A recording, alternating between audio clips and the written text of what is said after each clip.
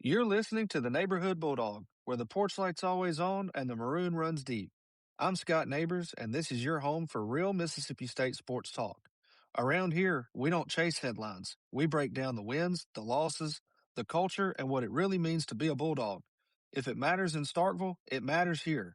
So pull up a chair, grab a drink, and welcome to the neighborhood. Hail State. Welcome in to the latest episode of the Neighborhood Bulldog. I am your host, Scott Nabors, here with you on a Memorial Day Monday night, Tuesday morning as you're listening to this, as we get ready for a huge week of Mississippi State athletics. We just finished what was ultimately one of the better weekends that I can remember in Mississippi State athletics. The science, as Robbie Falk would say, was beaten this weekend. We're going to start off this episode with the most important thing that happened this weekend, and that is softball. Last week, we had ran through the regional. Softball had gone to the Eugene, Oregon regional with Oregon, who was the 12th seed, playing St. Mary's, Oregon. Ultimately, we beat St. Mary's. Then we threw the no-hitter from Alyssa Faircloth against Oregon.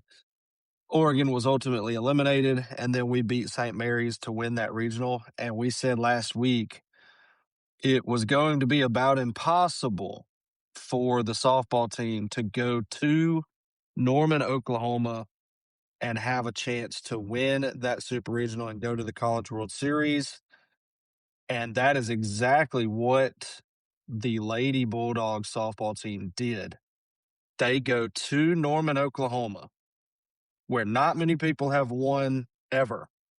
And they end up getting the win 2 out of 3 over the Oklahoma Sooners. Just absolute history made this weekend.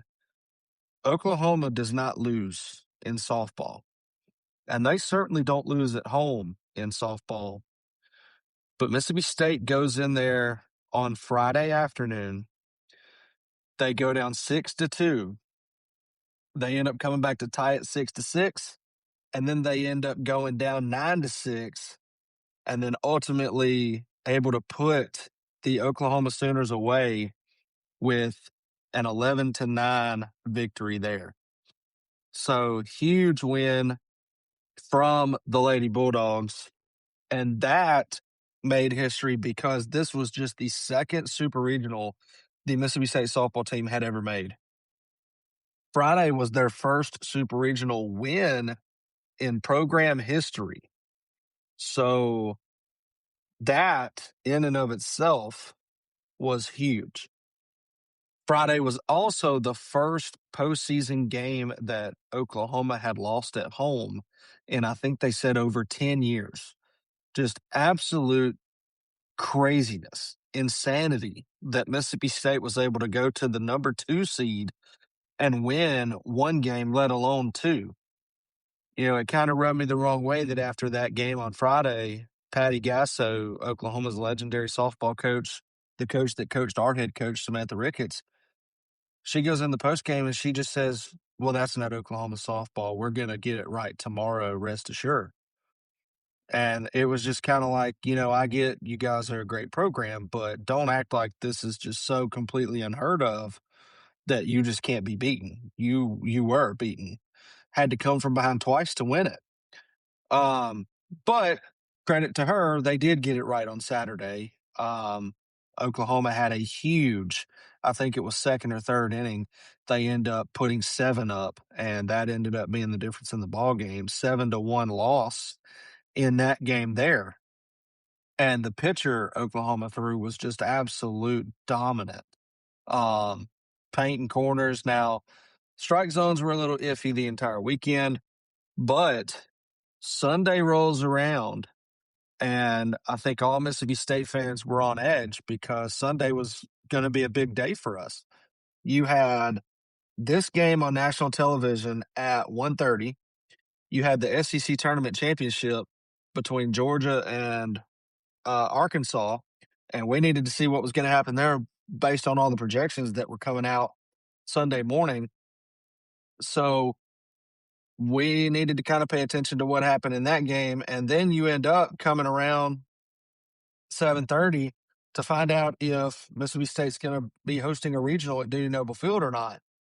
And while you felt great leading into Sunday morning, all the projections came out and didn't have Mississippi State hosting. So Mississippi State fans were on edge all day Sunday, and it started with this game here, Game 3.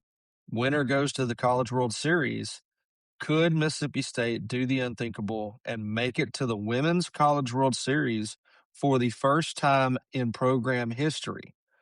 Again, it seemed extremely unlikely given who they had to go through and where it had to be played.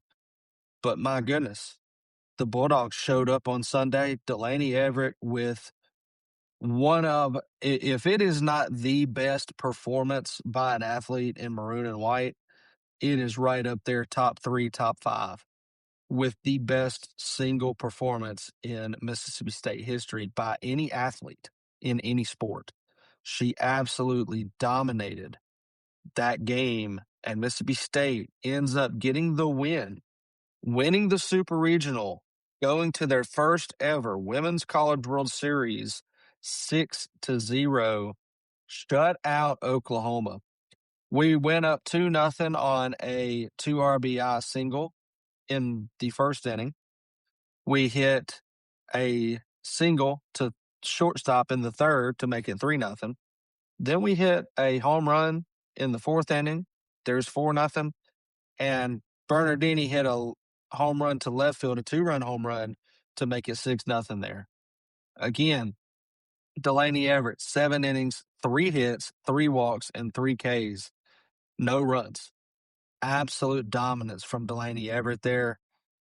Absolute insanity that she was able to do what she did against the team that she did it against.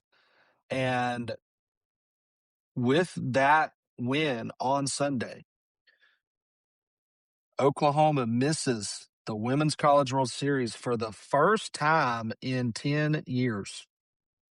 They were held scoreless for the first time in 399 straight games. Okay. They lose a postseason series for the first time since 2015. And Mississippi State goes to their first ever Women's College World Series. Oklahoma, just to tell you how unprecedented this was, Oklahoma entered this weekend with a 51-8 record on the softball season. Mississippi State, after this series, goes into the World Series at 43-19. Oklahoma at 52-10. Their season is over. Again, absolute madness from the softball team this weekend. Mississippi State is going to take on the number 4 seed, Texas Tech, on Thursday at 11 a.m. The winner of that game is going to take on the winner of Texas and Tennessee. So a lot of SEC flavor here. And if you look back in the regular season, Mississippi State hosted Tennessee in an early, I think it was their first conference series of the year. And Mississippi State was actually able to grab one of those wins. At the time, Tennessee was the number 1 team in the country during that series, and they were able to take the win 1-0 on that Saturday, but ultimately lost the series. But all 3 were very close, tight games. Mississippi State, let's see, Mississippi State has not played Texas yet in this softball season. But Texas Tech, going to be a tough game right there, given what they did at Florida. That was one of the craziest softball games I've ever seen. Between the Texas Tech Red Raiders and Florida Gators. Texas Tech takes that series. A lot of home runs hit in that game on Sunday, but ultimately Texas Tech prevails, and now we'll face Mississippi State. And, it's kind of one of those things that I hope the softball team's ready, and now all bets are off. for everybody. I mean, Texas is the defending national champion, but you took down Oklahoma. Not only did you take down Oklahoma, you took down Oklahoma at their home field. That doesn't just happen. Oklahoma has made the World Series every year for 10 straight years, but they're not going to be in it this year. It is unprecedented to have a Women's College World Series that Oklahoma softball is not a part of. And you took them off the table. The national championship in women's softball is wide open. And if you went and took them out at their own field, you can beat any of these teams in this World Series field. And we will see what happens. I hope the ladies are focused. It reminds me of the time Mississippi State baseball made it to the championship series in Omaha in 2013 for the first time ever. And then you had talk of, 1985, this could be the first time we win it. And it was just extremely uncompetitive. UCLA took that series in 2 games and we lose it. And it was kind of like everyone was happy that we got there, but we didn't finish the job. And I would like to see this softball team go on a little run here. You should have all the confidence in the world after what you did. There is not many other teams, if any other teams, that could have gone to Norman, Oklahoma and taken down the Oklahoma Sooners in the fashion that you did. You had to come from behind, and then you shut them out on Sunday and silence their crowd. Just a magnificent weekend from the Lady Bulldog softball team.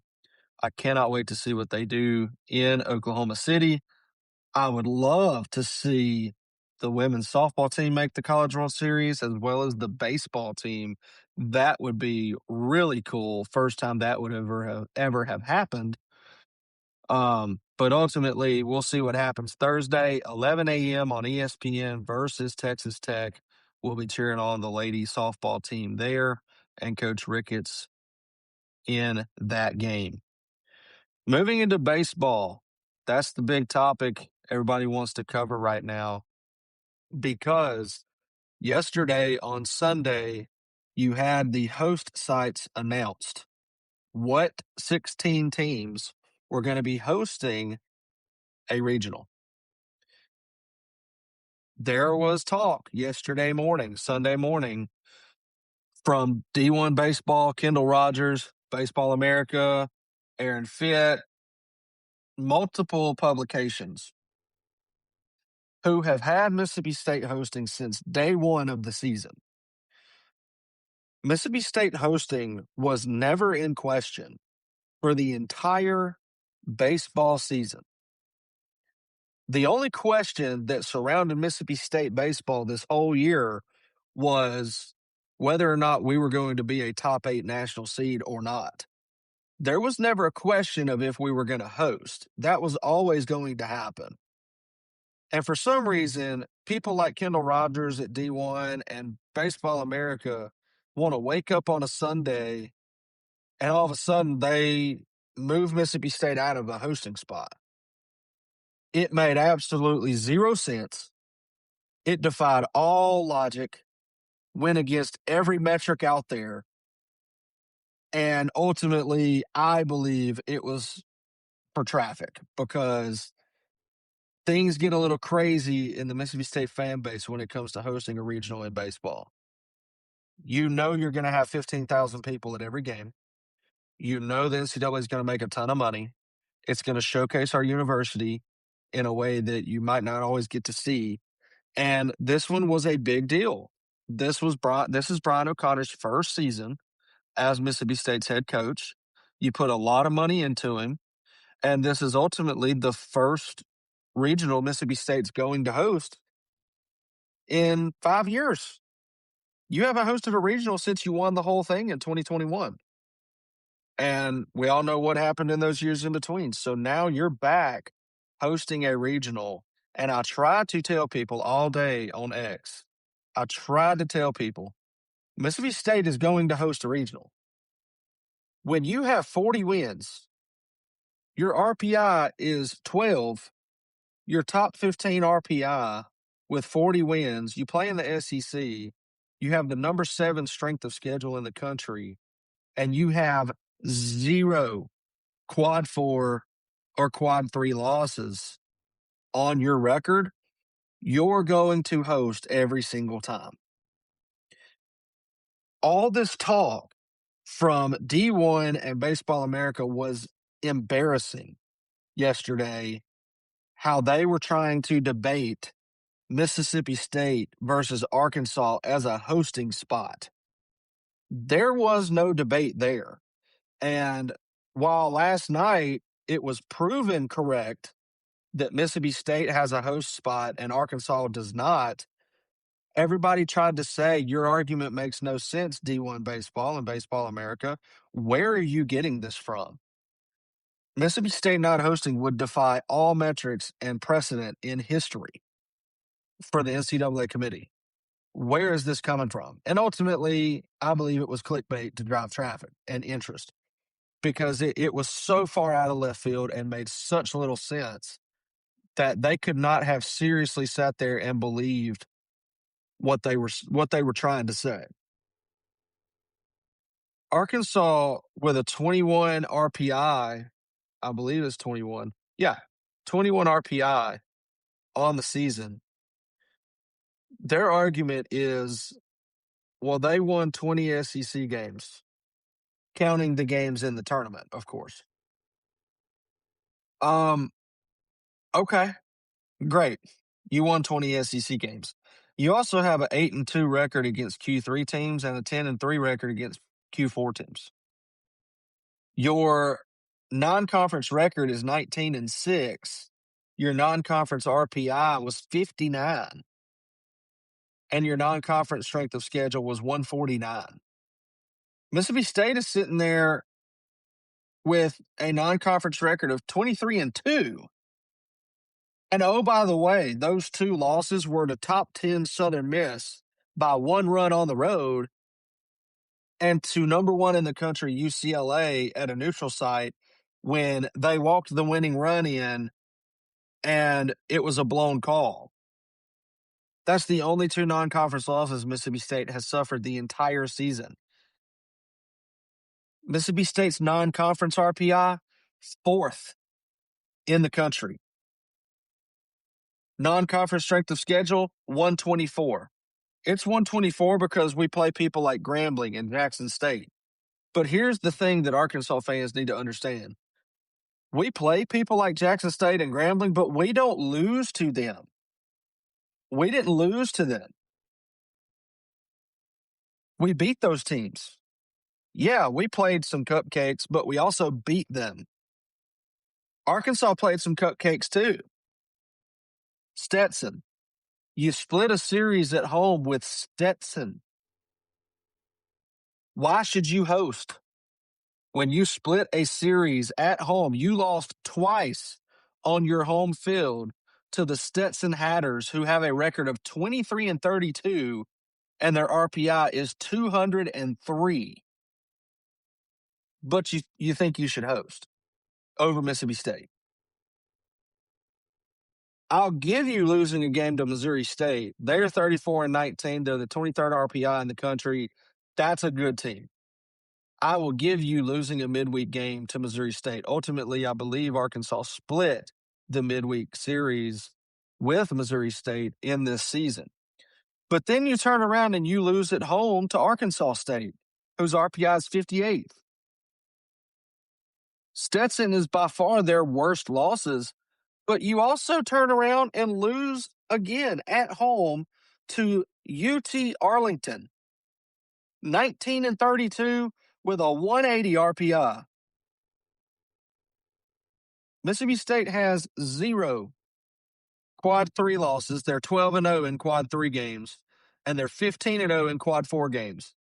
You lost 2 quad 3 games and 3 quad 4 games. That's why you're not hosting a regional. It doesn't matter if you have 1 good week of games when you have 2 losses on your schedule to the team who's 203 in the RPI. and you have a loss to a team that hasn't been Division I very long, and they're 180 in the RPI. That's why you're not hosting a regional. So the thought that there was any debate between Mississippi State and Arkansas for the final regional hosting spot is absolutely absurd. It's asinine. Today, on Memorial Day, the NCAA committee comes out and announces the entire field for the regionals and proved that there was no debate between Mississippi State and Arkansas. Mississippi State didn't come in as the 16th seed.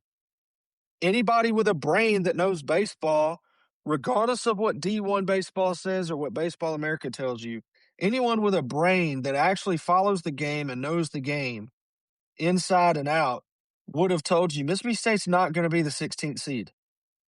It's not going to happen. It was never going to happen. Mississippi State came in today as the 14th seed overall. So, Arkansas fans, if you want to complain about somebody hosting a regional over you, why aren't you talking to Kansas? Why aren't you talking to West Virginia? Let's look at West Virginia real quick. West Virginia, 17th in the RPI, okay? 56 strength of schedule, 16-4 non-conference, 45 non-conference RPI, 223 non-conference strength of schedule. They were 14-1 in Q3 games and 8-2 in Q4 games. They had 8 quad 1, 9 quad 2 wins. Arkansas fans' argument, their sole argument, is, well, we won 18 quad 1 games. When you lose at home to the number 203 RPI team, it does not matter what time of year it happened. The season goes from February through the end of June. All of the games from February to the end of June count. You don't get to pick and choose and say, well, we were figuring out who our team was at this time in the season. That was early in the year. A lot of teams were losing. Mississippi State wasn't. Mississippi State wasn't losing to those teams. So why were you? All the games count. It doesn't matter how many quad 1 games you win when you have those 2 losses on your schedule. And then if you happen to overcome them by making a run in the SEC tournament, then you still have a loss to the number 180 team in UT Arlington. You have no business losing to them. Now, you take a look at somebody like Texas, they're 13-0 in the quad 4, 9-2 in quad 3. I know for a fact they lost to Tarleton State, and Tarleton State is in their regional now. So it's not like they lost to some god-awful team there. They're in a regional. They made the postseason. So Arkansas fans need to get a grip, man. Learn the game, learn the metrics. The metrics matter. Whether you like it or not, whether it hurts your feelings or not, you are not hosting a regional. It is not because Mississippi State was less deserving than you of hosting a regional. It's because Mississippi State did what they were supposed to do. They won all the games they were supposed to win. The only midweek loss they had the entire season was by 1 run on the road to the number 10 team in the country, who's hosting a regional, by the way. We didn't lose to UT Arlington and Stetson and Arkansas State. Mississippi State's worst loss on their record, RPI-wise, is probably Tennessee, who I think is at 32 in the RPI. No, they're 31 in the RPI. That's Mississippi State's worst loss, is 31 in the RPI. Arkansas's worst loss is number 203, and they lost twice on their home field. So there is no argument between Mississippi State and Arkansas. Arkansas, if you want to be mad that West Virginia is hosting over you. With only 8 quad 1 wins, 3 losses in Q3 and Q4, and the number 56 strength of schedule in the country, there's your problem. It ain't with Mississippi State. So you can miss me with all this crap. Mississippi State deserved to host. They did what they were supposed to do. And I cannot believe it is embarrassing to see Arkansas fans like their podcaster neighbors and whoever else up there sit there and whine and complain about them not hosting a regional and trying to justify and say that those early losses to Stetson should not count. Okay, well, why start the season in February then? The other excuse I saw was, well, half our team was sick at that time. Yeah, other teams had injuries too. Look at Mississippi State. If Mississippi State doesn't play half of the SEC schedule without their Friday night starter, they probably would be a national seed. So I don't care. All the teams deal with the same landscape. And you didn't do enough, and you didn't do what you should have done to earn a hosting spot, plain and simple. Now, I do think you did enough to earn a hosting spot overall.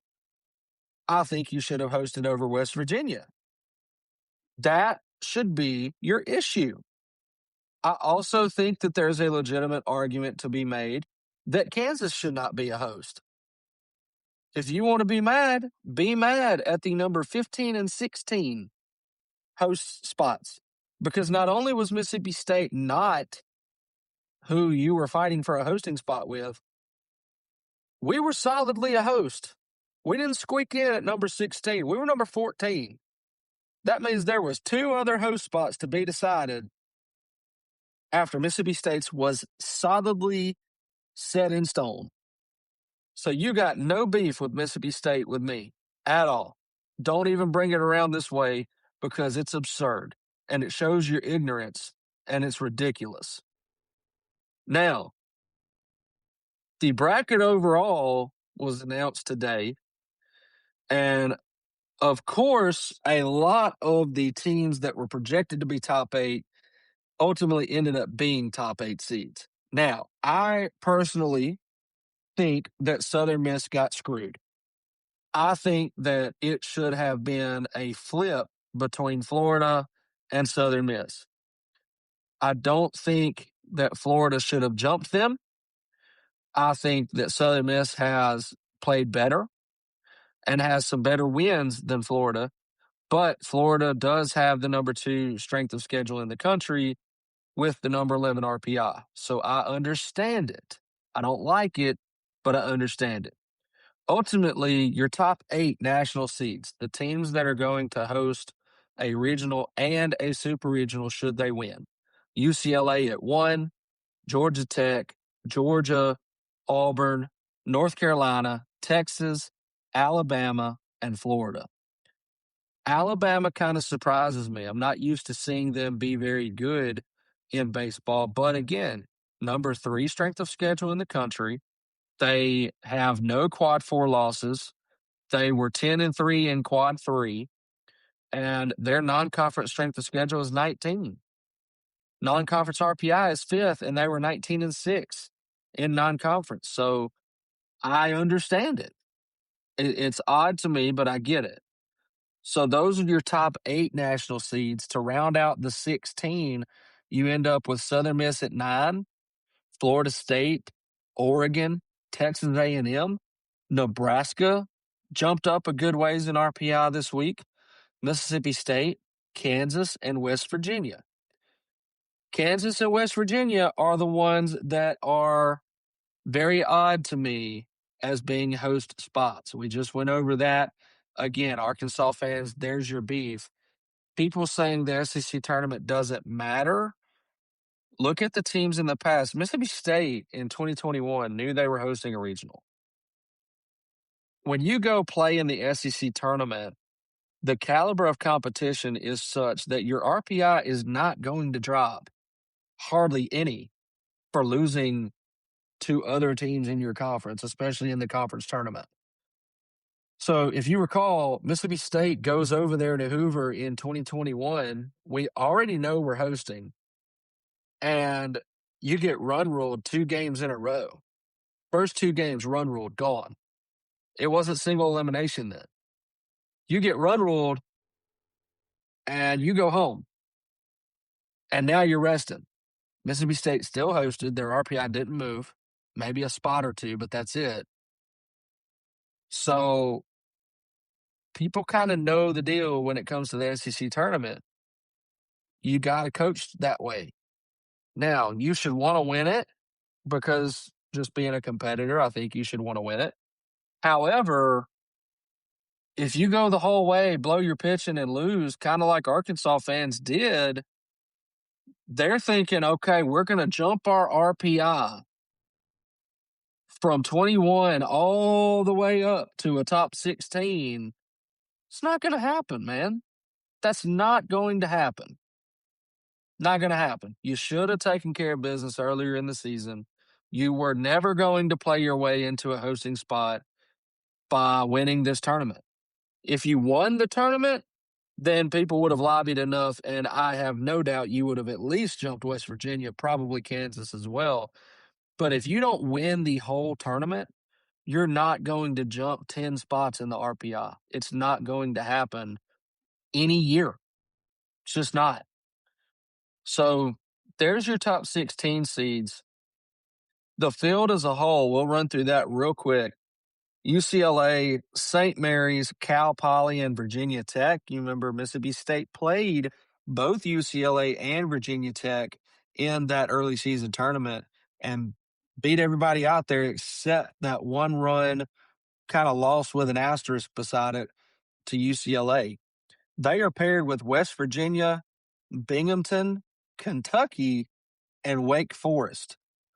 Now, there is a big story right now of Mercer being left out of the field of 64 and Kentucky getting in. Not only getting in, but Kentucky getting in as a 3 seed over the Mercer Bears. Mercer with a great season. Number 28 in the RPI, 44 and 15 overall, 44 wins. But what ultimately got them is they had 118th strength of schedule. Part of that's the conference they play in, but the committee ultimately said they needed to schedule tougher teams. However, I think Mercer should have been in. They took care of business when they were supposed to, and Kentucky did not have a great season, and they are in. Then you have Southern Miss, Little Rock, who is very hot right now. Southern Miss is probably one of the toughest regionals in the country. Southern Miss versus Arkansas Little Rock, who's coached by former Meridian Community College Chris Curry, by the way. Then you have Jacksonville State. Remember, Jacksonville State took that mid-week season series over the Auburn Tigers, and they're going to be playing the Virginia Cavaliers. So Southern Miss, Little Rock, Jacksonville State, and Virginia. That regional is up for grabs. Any one of those 4 teams could win it, and I wouldn't bat an eye. Southern Miss got a very, very tough draw there for sure. Then you have Florida. Okay, they are paired with Florida, Rider, Troy, and Miami. Then you have Chapel Hill, North Carolina, playing VCU, who played at Mississippi State a few years ago in the regional. East Carolina, and Tennessee. Tennessee in there as the 2 seed. They are paired with Texas A&M. Really surprised that Austin, Texas was not paired with College Station, but Texas A&M is going to play Lamar. Texas State got in. That was kind of iffy. And then Southern Cal, USC coming all the way to College Station, and they are one of the hottest teams in the country right now. So, again, I could easily see an upset there. Nebraska hosting South Dakota State, Arizona State, who Mississippi State beat, and Ole Miss, who Mississippi State beat. That Arizona State-Ole Miss game is going to be prime time, great baseball Friday night in that regional. I could easily see Ole Miss coming out of that regional if their offense can get hot. They are paired with Auburn, who's playing Milwaukee. North Carolina State as a 3 seed, which was pretty shocking that they got in with their metrics over a team like Mercer. and they're going to play UCF. So that's the whole left side of the bracket there. Right side of the bracket, you have Georgia Tech hosting UIC, the Citadel, and Oklahoma. They are paired with Kansas, Northeastern, Missouri State, and Arkansas. Again, Arkansas playing Missouri State there.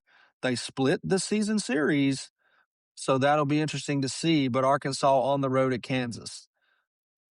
Then you have Florida State hosting St. John's, NIU, and Coastal Carolina. Coastal Carolina is not a team to sleep on in that one. They are paired with Alabama, Alabama State, USC Upstate, and Oklahoma State. Then you have Texas, Holy Cross, Tarleton State, who beat Texas in the regular season, and UC Santa Barbara. They are paired with Oregon, Yale, Washington State, and Oregon State. So Eugene, Oregon gets an old school Pac-12 regional, and that's going to be really fun to watch. It's going to get chippy in that one, to say the least, I believe. And then you have Starkville, Mississippi State versus Lipscomb. Mississippi State played an early season series against Lipscomb, and in one of those games, we beat them 26-0 in 7 innings. But they had one pitcher that started one of those games that weekend that held us in check for 5 or 6 innings, and he was really good. So we better be on it with our offense. Then we have Louisiana and Cincinnati. Cincinnati came to the dude many years ago with a guy by the name of Ian Happ that could kind of see he was going to be a star at that point and did great in that regional. So Cincinnati returning to Dudy Noble. Louisiana, I tell you, one of my favorite coaches in the game is Matt Deggs. And I loved watching him when he was with Sam Houston State for a long time. And now he's with Louisiana and got the Raging Cajuns into the tournament. They are coming to the dude. And then it's who Mississippi State's paired with that bugs me. Mississippi State paired with Athens, Georgia, who has LIU, Liberty, and Boston College. Don't sleep on Liberty and Boston College. Georgia has been known to flame out and kind of choke in some regionals before, so we will see what happens. But I think between Liberty, Boston College, it can get very interesting. Although I do expect Georgia to ultimately win that regional. And I'm bugged because I do expect Mississippi State to win their regional. We're going to have to play really well against Cincinnati. I will tell you that right now. And Louisiana is going to be scrappy. But I do expect Mississippi State to win this regional. I expect Georgia to win their regional. They're going to meet in the super regionals. And when they meet in the supers, that's going to be the 5th, 6th, and possibly 7th time that Georgia plays Mississippi State this year. Right now, Georgia is, I believe, 5-0 versus Mississippi State on the season. And keep in mind that that was kind of a shell shock for Mississippi State and kind of an eye-opener when Georgia came to Dudy Noble and beat Mississippi State in all 3 games. They won 10-9 on Thursday, 3-1 on Friday, and 8-5 in 10 innings on Saturday due to a home run. So all 3 games were very competitive, but Georgia did take that sweep there. And then Mississippi State ends up playing them in the SEC tournament for that second game, losing 5-3. So again, another competitive game.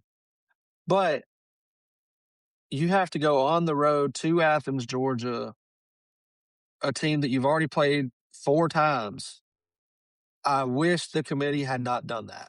We know Georgia. We've played them 4 times this year. They've beaten us all 4 times. The outlook on that does not look good. However, I am also watching another storyline potentially. We remember how important that 2021 World Series was and how Will Bednar performed against Texas with the 19 strikeouts, I think it was. If Texas wins their regional and wins their super, and Mississippi State can make it all the way to Omaha, that first matchup would be Texas and Mississippi State, a rematch of 2021 once again. And that would just be thrilling, in my opinion. So we will see what happens ultimately overall. But Mississippi State Bulldogs hosting a regional once again. We are going to play the early game on Friday. We are going to play at, I believe it is 1 o'clock. Yes, it is 1 o'clock versus Lipscomb on Friday. I'm not happy that we have to get ESPN Plus. I don't understand putting the games behind a paywall when you're trying to grow the game. I don't like that whatsoever. I think that should be changed.